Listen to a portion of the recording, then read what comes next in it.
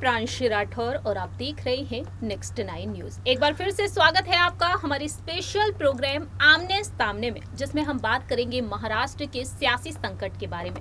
महाराष्ट्र में सियासी माहौल लंबे वक्त से देखने को मिल रहा है। इस सियासी उठापटक के बीच जिस तरीके से हम सभी ने देखा है कि बीजेपी के समर्थन से जो नई सरकार बनी है, वह नई सरकार विपक्ष के निशाने पर लगातार बनी हुई है। जी हाँ, मुख्यमंत्री एकनाथ शिंदे और डिप्टी सीएम देवेंद्र फडणवीस मिलकर भले ही महाराष्ट्र की आवाम के लिए, महाराष्ट्र के हित के लिए कई अहम फैसले ले रहे हैं। बहुत ही कम समय में एकनाथ शिंदे ने 700 से अधिक आदेश पारित किए।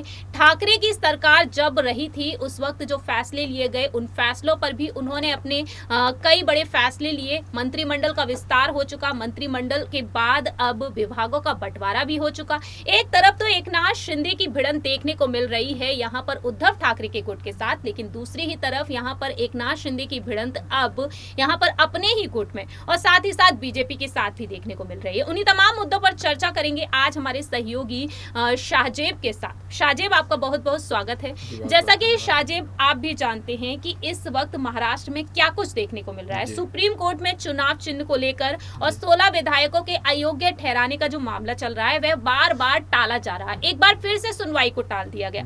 25 अगस्त की तारीख फिक्स की गई थी, लेकिन 25 अगस्त से अब 29 अगस्त की तारीख फिक्स कर दी गई है। वजह है इसके पीछे की 26 अगस्त के दिन न्यायाधीश एनवी रमना रिटायर हो रहे हैं और उनके बाद जो नए न्यायाधीश बनाए जाएंगे, उनके नेतृत्व में 5 जजेस की संविधान पीठ की बैठक में अब फैसले सुनाए जाएंगे। तो आप इसको लेकर क्या कहना चाहेंगे शाहजेब? जिस तरीके से हम सभी देख रहे हैं एकनाथ शिंदे की सरकार पर इसका क्या इफेक्ट पड़ेगा, उद्धव ठाकरे के गुट पर इसका क्या प्रभाव पड़ने वाला है? देखिए, एकनाथ शिंदे की अगर बात करें प्रांशी, तो यहाँ पर आप सीधे तौर से देखेंगे कि एकनाथ शिंदे गुट जो है वो घाटे में चल रहा है, एक तरीके से नुकसान में चल रहा है। उसका कारण ये है कि भाजपा जब महाराष्ट्र में अपना पैठ जमा लेगी, उसके बाद एकनाथ शिंदे को कहाँ निकाल फेंकेगी इसका भी कोई पता नहीं, क्योंकि भाजपा जिस तरीके की पार्टी है, आपने देखा कि नीतीश कुमार के साथ रहते हुए ही नीतीश कुमार की छवि को किस तरीके से बिहार में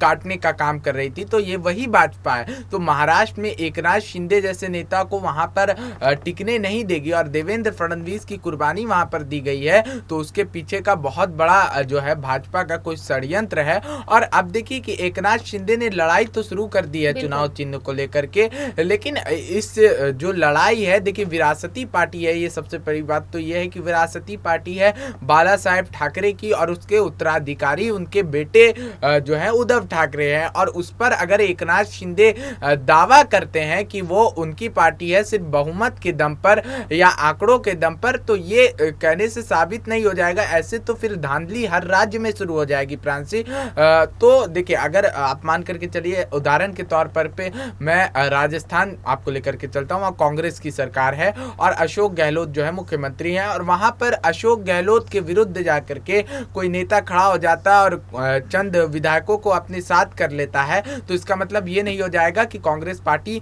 उसकी हो जाएगी। तो ये साफ है, देखिए जीत यहाँ पर उद्धव ठाकरे की हो जाएगी, क्योंकि पिछले बार भी जो सुनवाई हुई थी उसमें भी जो है एकनाथ शिंदे गुट को फटकार लग चुकी है और ये उद्धव ठाकरे को जो है वहां पर भारी भरकम साबित किया गया था। तो ये साफ दर्शा रहा है कि आगे चल करके पार्टी तो उद्धव ठाकरे के हाथ से नहीं छिनेगी। और जिस तरीके से राज ठाकरे के साथ भी अब जो उद्धव ठाकरे के संबंध यहाँ पर जो है बढ़ते जा रहे हैं, तो यहाँ पर उद्धव ठाकरे और भी ज्यादा मजबूत होते जा रहे हैं। तो नुकसान एक जो जिसको भी नुकसान है वो सिर्फ है एक एकनाथ शिंदे, क्योंकि ना भाजपा उन्हें अपने साथ शामिल करेगी, बस सत्ता सुख भोगने के लिए भाजपा ने उनका इस्तेमाल किया। जैसे महाराष्ट्र में, जैसा कि आप कह रहे हैं यहाँ पर कि सत्ता का सुख भोगने के लिए भाजपा ने उन्हें अपने गुट में बुलाया है, अपनी पार्टी की तरफ बुलाया है। लेकिन यहाँ पर शाहजेब, हम बात करना चाहेंगे उद्धव ठाकरे के गुट के बारे में।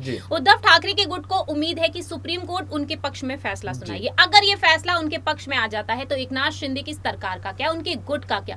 क्योंकि विधायकों की नाराजगी देखने को मिल रही है। जो मंत्री पद उन विधायकों को नहीं मिले हैं, उन्होंने यहाँ पर नाराजगी को जाहिर किया। बीते कुछ दिनों पहले हम सभी ने देखा कि उनके एक विधायक ने सोशल मीडिया पर उद्धव को मुखिया बता दिया था, जिसके बाद सियासी माहौल तेज हो गया था। इसके बाद हम सभी ने देखा कि बीजेपी के साथ भी रार देखने को मिल रही है, क्योंकि जो पदों को लेकर काफी ज्यादा गहमा गहमी है। यहाँ पर डिप्टी सीएम देवेंद्र फडणवीस का ओहदा काफी ज्यादा ऊंचा नजर आ रहा है, भले ही उनका डिमोशन हुआ हो। लेकिन यहाँ पर अगर बात की जाए, ये फैसला अगर पक्ष में नहीं आता है शिंदे गुट के, शिंदे गुट जो अवैध सरकार को लेकर इस वक्त अवैध सरकार, यहाँ पर एक टैग दे दिया गया। कपिल सिब्बल ने कहा बीजेपी में विलय हो जाइए या फिर अपनी पार्टी का गठन कर लीजिए। तो आपको अब क्या लगता है, क्या यहाँ पर इस्तीफा देने के लिए वह मजबूर हो सकते हैं? अगर शिवसेना के हित में ये फैसला आता है, शिवसेना ने कह दिया है कि आने वाले समय में शिवसेना की सरकार होगी जी, और अगर यहाँ पर उनका एक भी विधायक हार जाता है, शिंदे गुट का एक भी विधायक हार जाता है, उन्हें राजनीति छोड़नी पड़ेगी, उन्होंने ऐसा कहा, तो आपको क्या लगता है, क्या वाकई में एकनाथ शिंदे मुख्यमंत्री पद से जल्द ही इस्तीफा देने के लिए मजबूर हो जाएंगे? एकनाथ शिंदे के पास फ्रांसी अभी एक रास्ता है। जिस तरीके से राज ठाकरे का बयान आया था, तो अभी उनके पास एक रास्ता ये है, और भाजपा क्योंकि देखिए सत्ता से बाहर हो जाएगी भाजपा, अगर यहाँ पर अयोग्य साबित हो गए तो यहाँ पर देखिए कि अगर एकनाथ शिंदे जाकर के राज ठाकरे के मनसे में जुड़ जाते हैं, मनसे से जुड़ जाते हैं, तो वहां पर फिर जो है, और अगर राज ठाकरे को मना करके रखती है बीजेपी और उनके से संबंध अच्छे रखती है, जिस तरीके से एकनाथ शिंदे मिलने भी पहुंचे थे राज ठाकरे से, और देवेंद्र फडणवीस भी राज ठाकरे से मिलने पहुंचे थे, तो ये भी कई सारे संकेत देता है कि एक रास्ता जो है अभी उनके पास है। अगर सुप्रीम कोर्ट से आदेश उद्धव ठाकरे के हित में आ जाता है, तो राज ठाकरे के साथ मिल करके जो है वो भाजपा के साथ गठबंधन वाली सरकार चला सकते हैं। लेकिन यहाँ पर मुख्य खेल जो है वो राज ठाकरे का है। भले ही महाराष्ट्र में एक विधायक है, लेकिन देखिए कि एक विधायक होते हुए भी उन्होंने भाजपा से गृह मंत्रालय की मांग कर ली थी, तो समझ जाइए कि वो जो है राज ठाकरे भी अपनी पद को समझ रहे हैं, अपने ओहदे को समझ रहे हैं कि मैं अभी कितनी महत्वपूर्ण भूमिका महाराष्ट्र की राजनीति में निभा सकता हूँ। देखिए शाहजेब, आपने है ना बात की है राज ठाकरे की, तो राज ठाकरे की तरफ अगर रुख करें तो वह खुद को हिंदुत्व का दावा अपनी पार्टी के लिए करते हुए नजर आ रहे हैं। अब उन्होंने एक और नारा दे दिया, मैं हिंदवी रक्षक हूं। तो ऐसे में आपको अब क्या लगता है कि राज ठाकरे क्या वाकई में उद्धव ठाकरे के समर्थन में आ सकते हैं और यहाँ पर एकनाथ शिंदे की सरकार को वह गिराने के लिए तमाम कोशिशें कर सकते हैं? देखिए, अगर एकनाथ शिंदे की सरकार को गिराने का अगर प्रयास करते हैं राज ठाकरे, तो वहां पर उन्हें कोई नफा नहीं होगा अगर एकनाथ शिंदे की सरकार को गिराने का। और उद्धव ठाकरे के साथ अगर मिल जाते हैं तो आज ना कल जो है उद्धव ठाकरे, क्योंकि विरासत है उनके पास बाला साहेब ठाकरे की, मराठाओं का जो है सेंटिमेंट बाला साहेब ठाकरे से जुड़ा हुआ है, तो वहां पर आज ना कल राज ठाकरे को फायदा पहुंच सकता है। लेकिन भाजपा जिस तरीके की पार्टी है और एकनाथ शिंदे का जिस तरीके से इस्तेमाल कर रही है, तो राज ठाकरे का भी वहां पर इस्तेमाल भाजपा कर सकती है। इस बात को भी बाखूबी समझ रहे हैं, क्योंकि एक विधायक है, क्या ही कर सकते हैं भाजपा का। तो ये सारी चीजें राज ठाकरे सोच रहे हैं, अभी इस पर गहन विचार।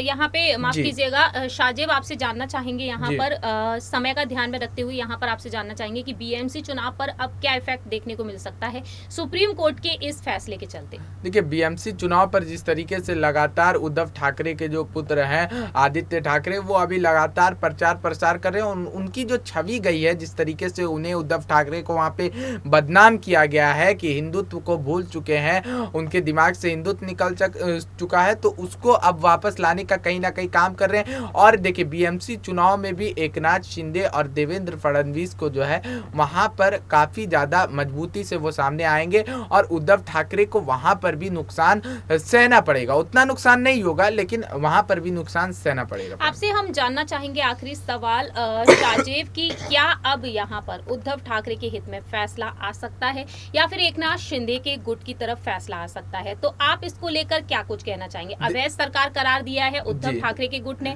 लेकिन एकनाथ शिंदे की जो गुट है वो कह रहे हैं कि वह अभी भी शिव सैनिक है। तो आपके मुताबिक यहाँ पर क्या अहम फैसला जो होगा सुप्रीम कोर्ट का, वह क्या कुछ हो सकता है? सही फैसला क्या होगा आपके मुताबिक? देखिए, सही फैसला जिस हिसाब से देखिए सारे जो संविधान के अनुच्छेद हैं 53 के तहत, वहां पर जो है उनको यानी उद्धव ठाकरे की ही पार्टी होनी चाहिए। और अगर संविधान को देखते हुए, जितने भी कानून है उनको देखते हुए, क्योंकि विरासत है वो उनके उत्तराधिकारी हैं, तो पार्टी उन्हीं की होगी। भले ही नीति बदल जाए, जो नीति बाला साहेब ठाकरे की थी, उद्धव ठाकरे अपनी नीति बदल दे, क्योंकि वो उनके उत्तराधिकारी हैं। क्योंकि किसी का सक्सेसर होता है तो जरूरी नहीं जो पुरानी नीति है उसी से जीता जाए, कुछ नई नीति भी बनानी पड़ती है, कुछ नहीं। तो अब जो पुरानी नीति को ही अपने अंदर धार के रखा हुआ है और वो कहेगा कि नहीं मैं असली शिव सैनिक हूँ, मैं बाला साहेब ठाकरे का असली शिव सैनिक हूँ, तो उससे पार्टी का चिन्ह या पार्टी उसकी हरगिज नहीं होगी। जैसा कि शाहजेब ने बताया यहाँ पर कि आखिरकार फैसला किसके पक्ष में आ सकता है। फिलहाल देखा जाए तो सुप्रीम कोर्ट के फैसले का इंतजार है। बहुत बहुत शुक्रिया शाहजेब उन तमाम सवालों का जवाब देने के लिए। लेकिन आगे जानना चाहेंगे कि आखिरकार किस तरीके से अब सुप्रीम कोर्ट 29 तारीख को अपना फैसला सुनाएगी या फिर नहीं, या फिर एक बार फिर से तारीख बदल दी जाएगी, ये तो वक्त के साथ ही पता चलेगा। लेकिन आपके मुताबिक महाराष्ट्र में क्या वाकई में एकनाथ शिंदे की सरकार बरकरार रहनी चाहिए, या आप बता सकते हैं कॉमेंट सेक्शन में। फिलहाल के लिए हम चलते हैं, बाकी की तमाम अपडेट्स के लिए आप देखते रहिए नेक्स्ट 9 न्यूज।